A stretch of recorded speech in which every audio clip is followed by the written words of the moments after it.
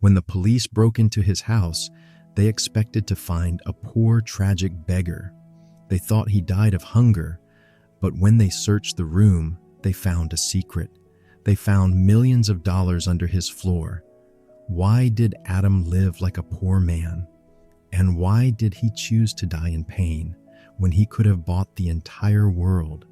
To understand this, we must watch his life closely.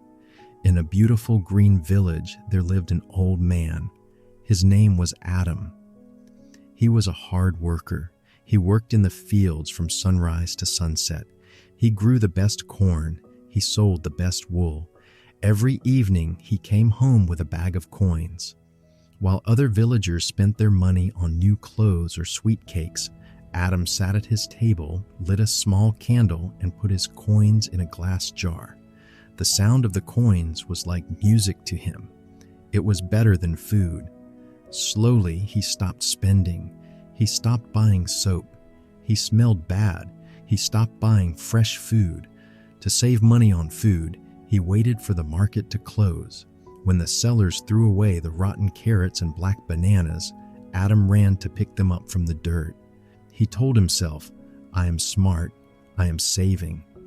But he was not saving. He was trapping himself. Years passed. Adam grew older. One winter, the weather became very cold. The wind was like ice.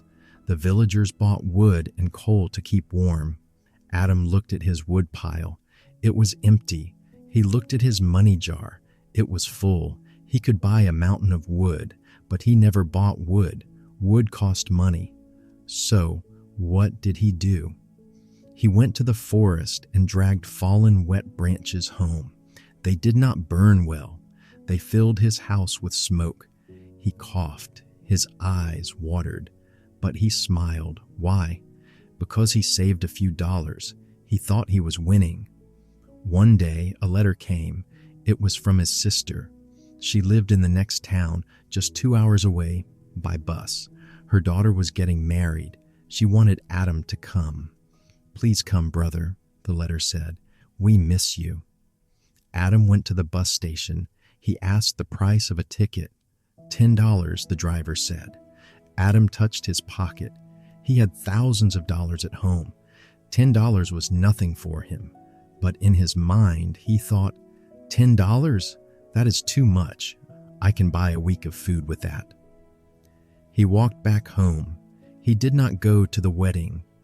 He sat alone in his house, eating a dry piece of bread. He saved $10, but he lost his family. His sister never wrote again. He was now truly alone. Now the villagers started to talk. They called him the ghost. They threw leftovers over his fence, thinking he was starving. Adam ate the leftovers. He ate the old bread. He ate the bruised apples. Why? Because free food meant he didn't have to touch his treasure. One evening, while digging a hole to hide a new jar of coins, Adam felt a sharp pain. A rusty nail went through his old broken shoe and into his foot. It was a deep cut. It looked bad. Any one of us would run to the doctor. But Adam looked at the wound, and then he looked at his money. He made a calculation that would cost him everything. Infection spread fast. His foot became swollen. His neighbor, a kind lady named Sarah, saw him limping. "Adam," she cried, "your foot looks dangerous. You need a doctor. It will cost only 20 coins. Panic seized Adam. 20 coins? That was a fortune. "No," he shouted at her. "Doctors are thieves. I will fix it myself." He went inside and locked the door. He washed the wound with old, dirty water. He tied a rag around it. "It will heal," he told himself. "I am strong. I am rich." 2 days later, the fever took him. He lay on his mattress, shaking. He was hot, then cold, then hot again. He was thirsty. He tried to stand up to get water, but his leg would not move. The infection was in his whole body. He knew he was dying. He looked at the door. He knew Sarah was just outside. He wanted to live. He wanted to say, "Help me." He opened his mouth to scream, "Sarah," but nothing happened. His throat was as dry as sand. He tried again, but there was no sound, only a dry hiss of air. Tears filled his eyes. He was too tired. He could not fight anymore. He fell back onto the floor. In that final moment, the madness went away. Adam looked at the empty room. He thought about the millions under the floor. For the first time, he did not feel rich. He felt stupid. A sad thought came to his mind. I have a mountain of gold, but I cannot buy one breath of air. I wish I had paid the doctor. I wish I had lived a good life. He closed his eyes with regret in his heart. He died lying on a fortune, wishing he had spent just $20. The next morning, Sarah brought some soup for Adam. She knocked on the door. No answer. She pushed the door open. Adam was lying on his floor. He was gone. She called the police. The police came to his house, and under his floor they found thousands of dollars. They counted the money for 3 days.